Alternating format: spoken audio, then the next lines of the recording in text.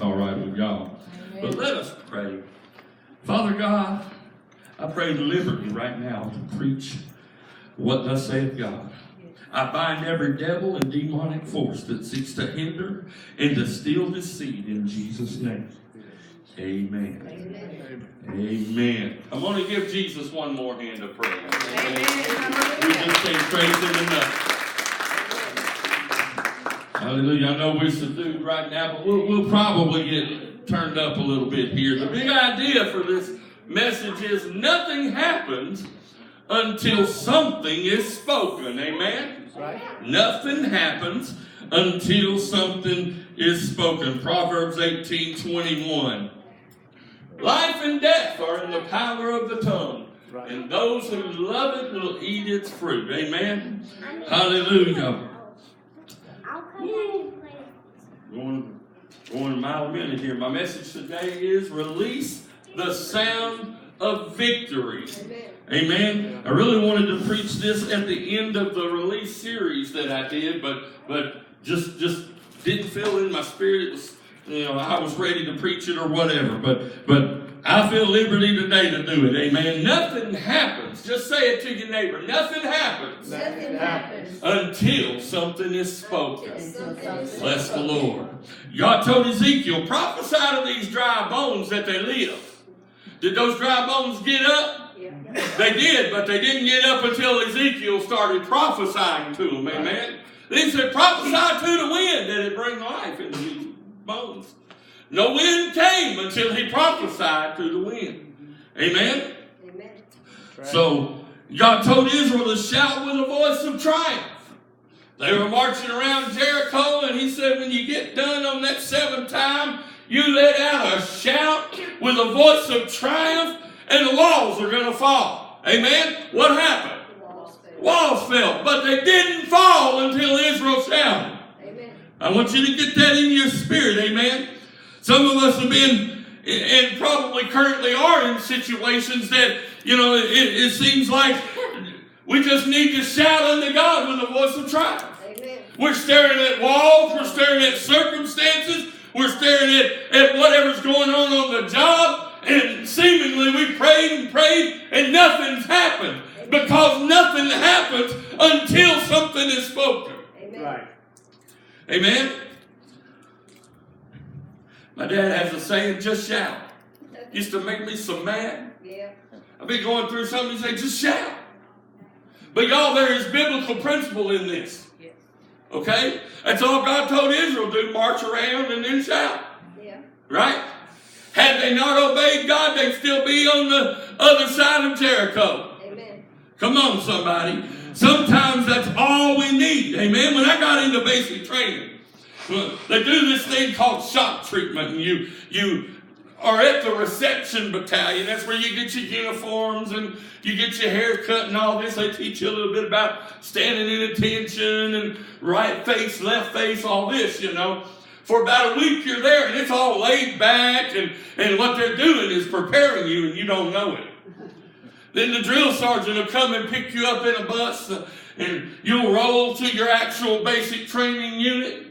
And he'll stand up, he's shooting the breeze with you the whole time. Hey, man, did you see that football game? Blah, blah, blah.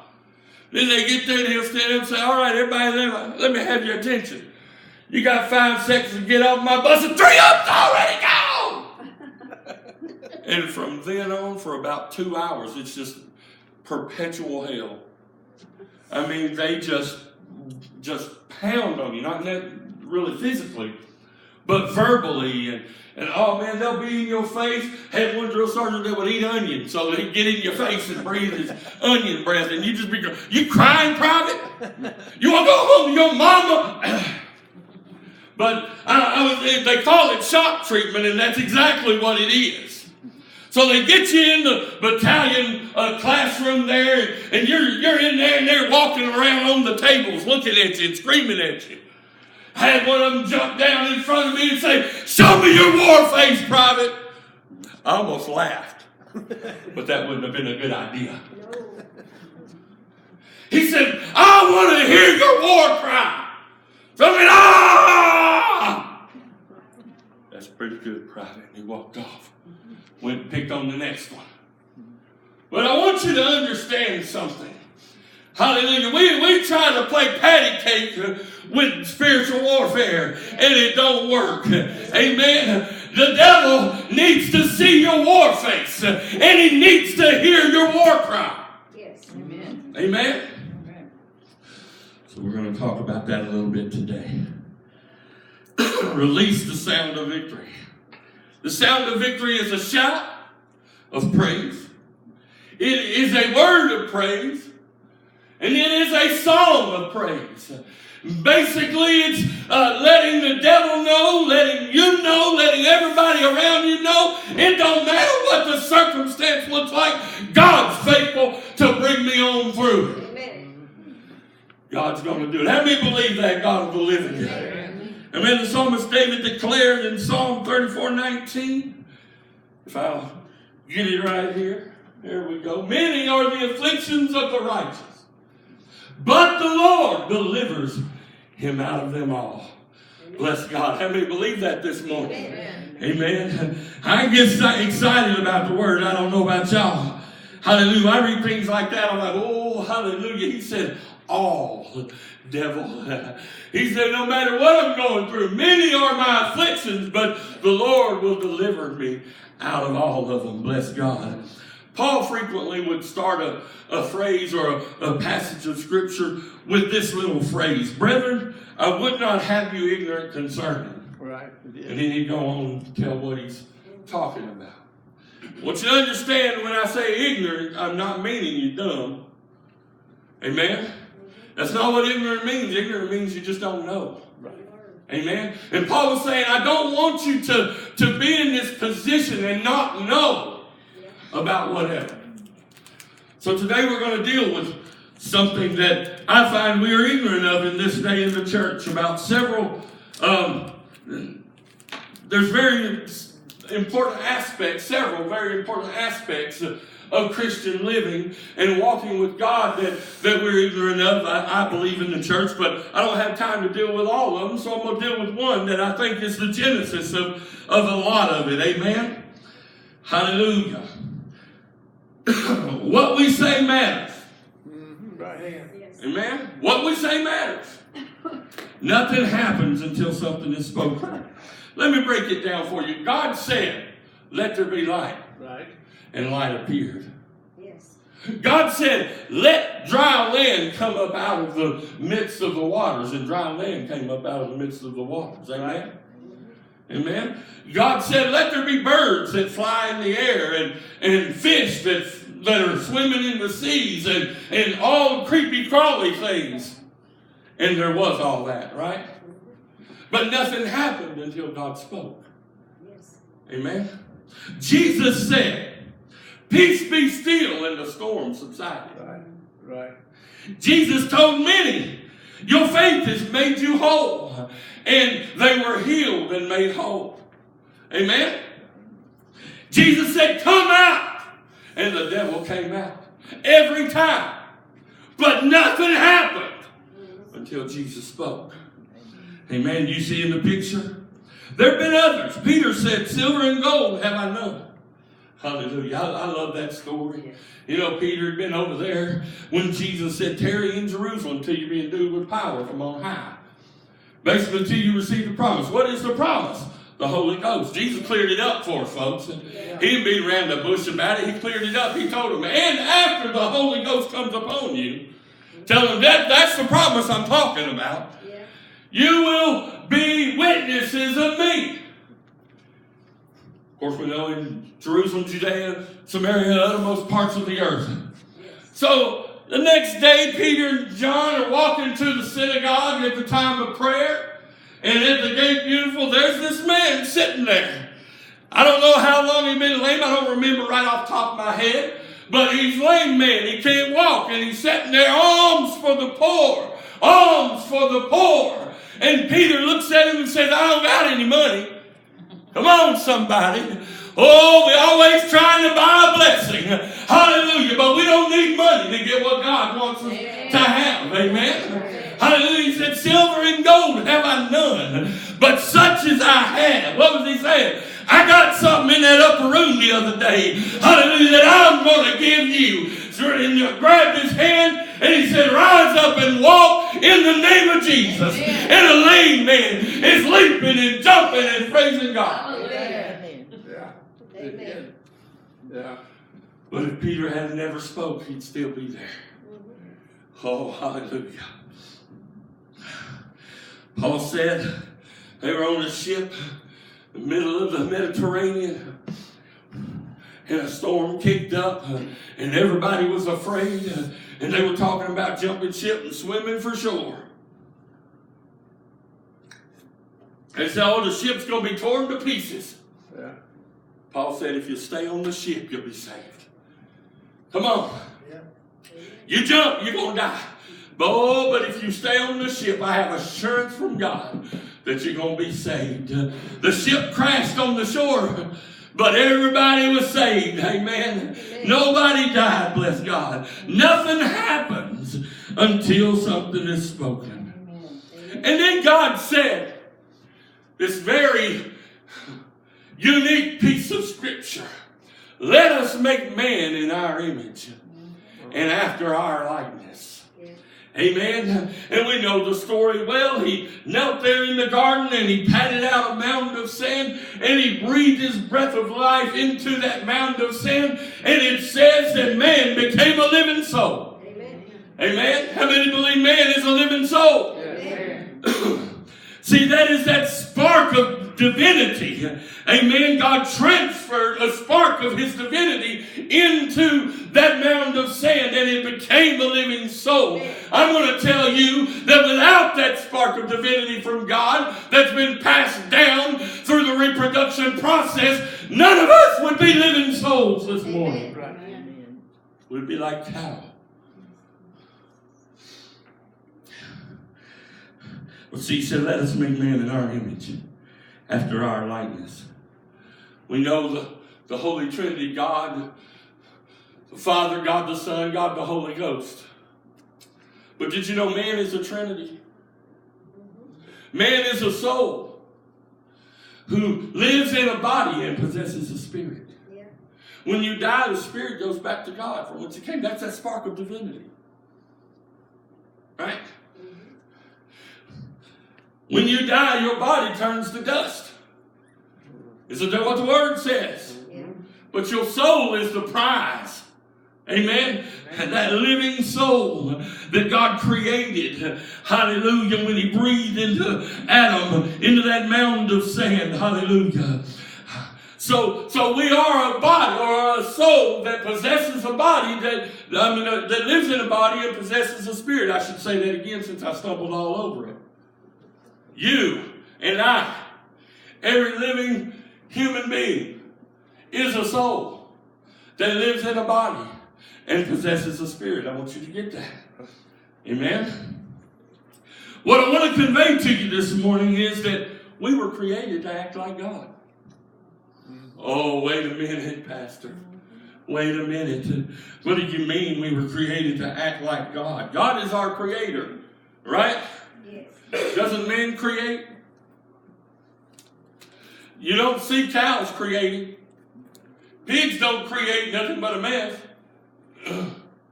They reproduce, but they don't create. Yeah. Man does both.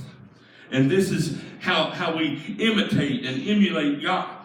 Someone once said, man is only happy when he is creating. Well, you know, that carpenter don't create, doesn't he? Yes, he does. That wood craftsman, he don't create, doesn't he? There's some things I've seen people do with wood that I can't do.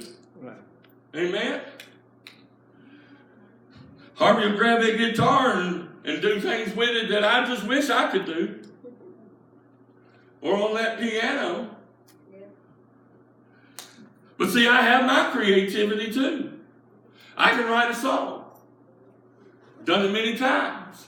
And I'm happy when I'm writing songs. Anybody do something that makes you happy? You just create something in your life. Yeah. It might be crocheting a throw or a shawl. Whatever it is, you're creating. Amen? Amen. The authors get him in writing the next book.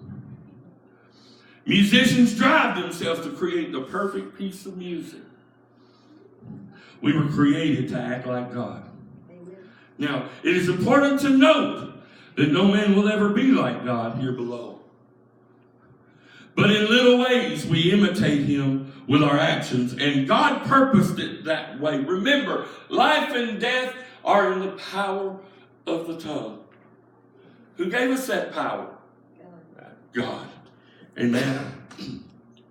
Let's read some more scripture. John 5:19. Jesus gave them this answer. For verily I tell you, the Son can do nothing by himself. He can do only what he sees his Father doing, because whatever the Father does, the Son also does. Amen? Now let's read one more. John 14:12. Verily, or very truly, I tell you, whoever believes in me will do the works I have been doing, and they will do even greater things than these, because I am going to the Father. Amen. So Jesus said, I can't do anything except the things I see God in heaven do. And then he says, but you guys that are coming after me, that believe on me, are going to do the same things I do, and even greater. How is that possible? Because we see in him do them. Amen. We read about him doing them, don't we? Yes. Amen? It's important to note, when we speak to the storm or trouble or the sickness, we have to be in his stead. He said, whoever believes in me. The King James says on me, which is a little different connotation. Amen? I can believe Jesus existed and not believe in him. Yeah. Mm-hmm. But believing on him, as the King James phrases it, means you're trusting in him. You're not only believing that he existed and that he died for you and that he's the Son of God, but you're trusting in all of that. Amen? Amen. Understand this morning, I'm not in no way referring to the name it, claim it clan. Amen? Amen. We were not given this power to speak Cadillacs into existence. Amen. Come on. We were not given this power to speak money into our bank account in excess. I believe fully if we have a need, and a financial need, that we can speak to that need and God will provide. Amen? But that's not why we were given this power to what's the word I'm looking for? To further our own selves, our own desires, but to further the kingdom. Amen? Why were we given this power? This will sum it up for you. Luke 10:19. Behold, I give unto you power to tread on serpents and scorpions, and over all the power of the enemy, and nothing shall by any means harm you or hurt you. Amen? This is why we've been given this power. Listen, this is why the church exists. Right here, to witness to the lost and to trample on everything the devil's trying to do in our society. Amen. Come on. This is why we've been empowered in this way. Truth be known, God stacked the deck against the devil a long time ago. Amen? All of the advantages are toward us. We have all the advantage. Well, I don't feel like I've been advantaged in any way, Pastor. It's because we are ignorant, hallelujah, of what we have. Amen? Amen. We don't understand, or we don't know specifically what's been given to us and how to utilize it. Life and death are in the power of the tongue. So the tongue has power, right? The tongue has power to speak life and death. Right. Or you can contrast it, life or death. Amen? We can speak a blessing over our circumstance or a curse. The choice is ours. What we say matters. Amen? Now I'm going to bring it home for you. Romans 4:17. It's speaking of Abraham here. As it is written, I have made you a father of many nations. He is our father in the sight of God. Talking about Abraham. In whom he believed, the God who gives life to the dead and calls things that are not as though they are. Amen, or they were. You go on Genesis 15:6. And Abraham believed the Lord, and the Lord counted him as righteous because of his faith. Right. Okay, Pastor. God told Abraham he'd make him a father of many nations. Abraham believed God. God did it. God credited to him as righteousness. And God fulfilled the promise that he made to Abraham. Now, that's the Cliff Notes version. But there was a lot of years and a lot of walking in between God telling him, I'm going to make you a father of many nations, and God or crediting his faith in God and what God had said as righteousness. You see, it's like this. I understand that when God promises me something, now I'm talking about me, y'all may be different, but when God promises me something, the first thing that happens is the devil jumps on me and says, God didn't say that. Amen. Come on. God didn't say that. God didn't mean that. God, you heard somebody, you didn't hear God. So, see, faith is the substance of things hoped for and the evidence of things not seen. Somewhere down the road, as Abraham walked out that promise, hallelujah, there were evidences to the contrary of what God told him. Amen. Amen? I'm going to be the father of many nations. And he looks out in the camp and he has no children. And he's approaching 100 years old. You know the devil was jumping up on him. See, God lied to you, or you didn't hear from God, or whatever. But Abraham had to speak into that promise. Yes. And we know he spoke because Sarah knew about it. Hagar knew about it.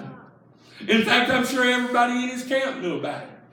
Everybody in his camp knew God had promised that he was going to be the father of many nations. Why? Because Abraham told them. He spoke what God, oh, hallelujah. Oh, if you could ever get this right here. When God speaks something to you, you just speak that thing. You continue to speak that thing. Hallelujah. The devil will tell you contrary. Hallelujah. He'll give you an alternative. But you just keep speaking that thing. Amen. Amen. Did Abraham falter?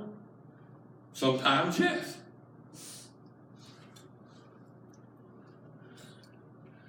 He tried at the behest of Sarah to do it for himself instead of allowing God to do it, didn't he?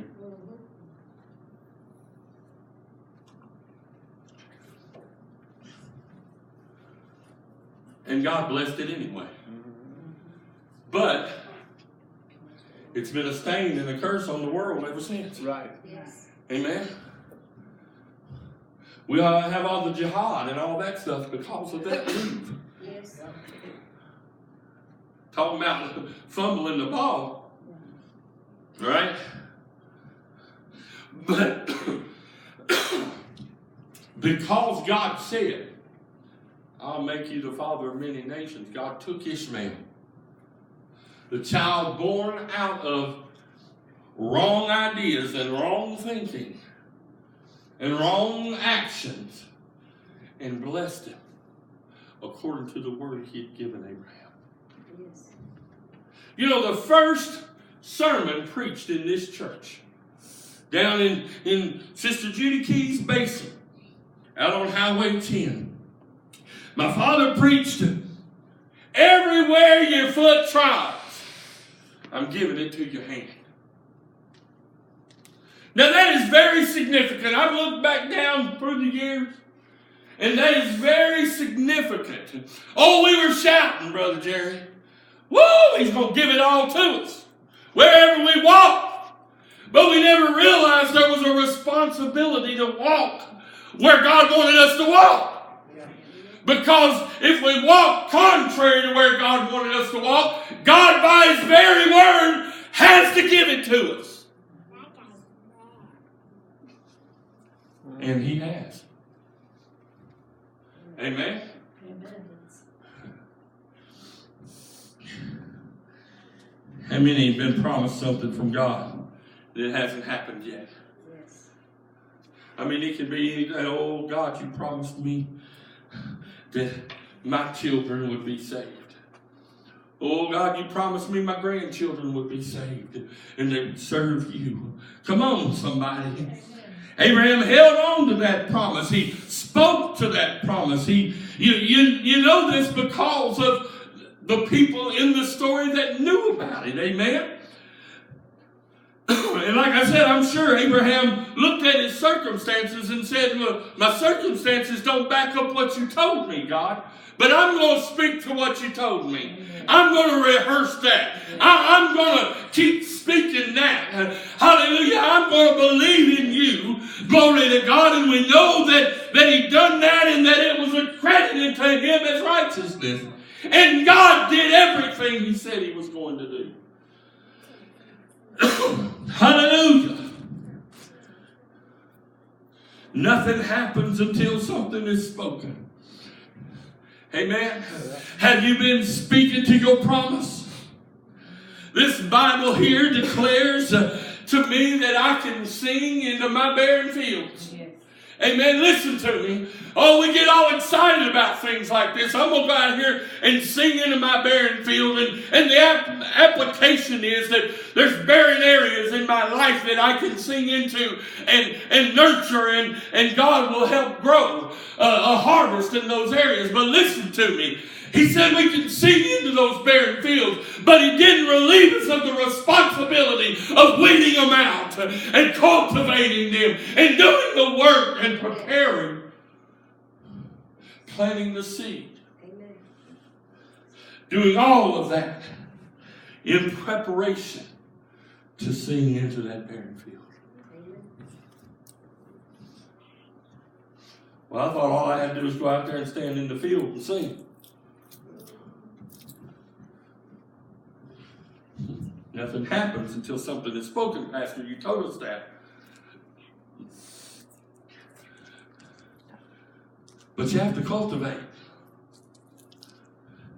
You have to work that field. Amen. That's the only way you know it's barren. Come on. If you left it alone, you wouldn't know it was barren. But you know it's barren because you're out there planting and doing the things that are necessary to grow a harvest, and no harvest will grow. Amen? Ooh, hallelujah. Yeah, I'm preaching a lot better than y'all shouting right about now, but listen to me. Hallelujah. You still have to cultivate the ground. You still have to plant the seed. And after I've done all of that, then I can sing into that field. And listen, I'm just not going to be singing, the hills are alive with the sound of music. It's what you sing into your barren field that matters. Yeah. Because what you say matters. Mm-hmm. Now what you sing is what has God spoken? What have you told me about this field, God? Oh, Hannah, she went to the tabernacle and she knelt there and began to pour out her soul to God and got drunk in the Spirit to such a degree the high priest thought she was drunk and said, what are you doing here, you daughter of Belial? See, because the daughters of Belial would get drunk early in the morning as they worshipped Baal. But she said, oh, no, don't count me with that crowd. I'm here pouring out my heart to God because my field is barren and I've done all that I can do. Now it's up to Him. Hallelujah. And I've told God, listen now, I've told God whatever harvest I get, He can have. Yeah. Woo! I want you to see how faithful God is. She gave birth to Samuel. We know the story well. She gave him to Eli the high priest to raise and to be in God's service. But we forget to read on and find out that she had a bunch more kids. Yeah. Amen. When God, when she sang into her barren field, God opened it up for her. Amen. Hallelujah. She gave him the first fruits. The rest was hers. Yeah. Woo! Come on, somebody. Amen. Hallelujah. We find Noah. First thing Noah does when he gets off the ark is make a sacrifice and give God the first fruits. Amen. Amen. There's a system in this thing. There's a principle involved. Amen. You can't just go around, God, I want a brand new Lincoln Continental. Now, if you have a need for a car, God will give you a car. God has given me cars before. Knew an evangelist in the 70s, Bill Belansky, and he had prayed and prayed. He was an evangelist, and he needed a car to get around. He was having to take buses to his meetings, and he said, God, I could get there faster. I could, be able to do more praying and stuff if I had a car. And the word came to him, what do you want? What car do you want? He said, I want a white Lincoln Continental with all the frills. One night he came home from a meeting, and there was a blue Lincoln Continental, brand new, with all the frills sitting in his driveway, with a note on it. God told me to buy this for you. Now he spent half the night playing with all the gizmos, Brother Don. He was just so tickled to death. God gave me the car I wanted, but did he? He asked for a white one, and he got a blue one. He went in and went to bed. He was asleep about an hour and the phone rang. He picked it up, and there's a neighbor down the street. The neighbor said, Brother, I need prayer, and I need help. He said, what's going on? He said, well, my car blew up, and I got no way to get to work. Is there any way you could give me a ride back and forth to work? I know you're in town this week, Is there any way you could give me a ride back and forth to work till I can figure something out? He said the moment he said that, God said, give him that car. He said he talked to that man for an hour and a half trying to talk himself out of giving him that car. But God just kept telling him, give him that car. I put it in your hands so you could put it in his. So he said, brother, in the morning I'm going to pick you up and you can just drop me back off at the house. I got a car for you. So he gave him that car. Oh, he fretted. He worried. About a month went by. He's in a meeting. He gets done with the meeting and a man walks up to him and hands him the keys to a brand new white Lincoln Continental with all the frills. He said, okay, God, this is the one I asked for. Don't ask me to give it away. But he was joking. Amen. God already tested him. I've heard story after story after story of stuff like that. Kate was telling me, Carter Conlon, she's listening to him the other night, and pastor of Times Square Church, and he used to be a sheep farmer, and he was poor. I mean, they were struggling to make ends meet, and he had saved and saved and saved to buy him a new coat. Finally got the coat he wanted, one puffy. Canada, the winters are hard, because he's from Canada. So he went to church one night, hung his coat in the coat room, There was, he said, I was in an affluent church. I was probably the poorest person in the church. He said, the man came in the door and said, I'm sorry, guys, I got a need. I need a coat really bad. He said, I'm looking around at all these rich guys. Some of them have 3 coats hanging in that closet, that coat room, because they keep forgetting to take it home with them. And none of them spoke. They were, oh, we'll pray for you, brother. Amen. We'll pray for you. God will meet your need. Glory to God. Whole time God's telling him, give that man your coat. But God, I only got one coat. Give that man your coat. He said, I finally gave the man my coat. And he said, I walked home cold. Oh, but I was warm on the inside. He said, oh, that just God warmed my heart. And he's never been without a coat since. Amen? The devil understands what the end result can be. Right. So he's going to fight you at every turn. You know, God continually tells me when I get down, because I'm looking at the circumstances. Yes, I'm your pastor, and that happens to me too. Amen.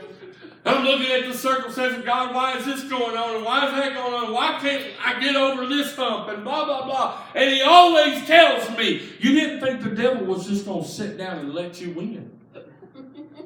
Oh. You mean the devil's doing this?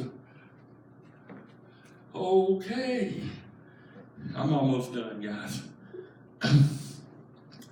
Somebody here this morning, God gave you a promise. And you've watched as the enemy has stolen every semblance of that promise away from you. Amen? But speak the word to that promise. Remind God of what he said he would do. Hallelujah. God, you said my family would be saved and serve you. God, you said I'd be the lender and not the borrower.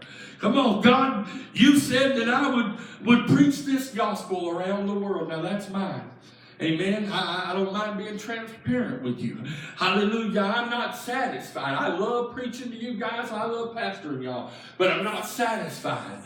Oh, there's a call in me to get, and I'm not saying to leave this church. I'm saying to get out there and preach the gospel around the world. Amen. Get out there with a lost heart. Praise God. Life and death are in the power of the tongue.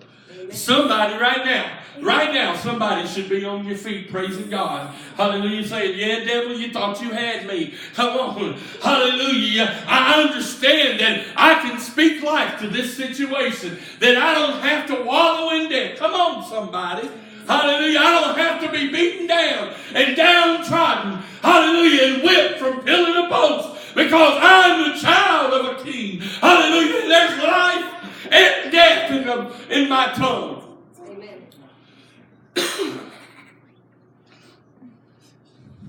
Y'all look at me like, why are you so tore up, Pastor? Oh, man. God said it. That means God's going to do it. Right. Right. Amen. Speak life to that thing right now. Right now, whatever it is, I want you just to bow your head. Hallelujah. The altar calls like this. If you got a promise and the devil's been beating you up about that promise and stealing that promise from you, stealing the hope of that promise from you, line up across this altar and we're going to anoint you with oil and we're going to pray for you. Hallelujah. You can have the victory. You don't have to be downtrodden.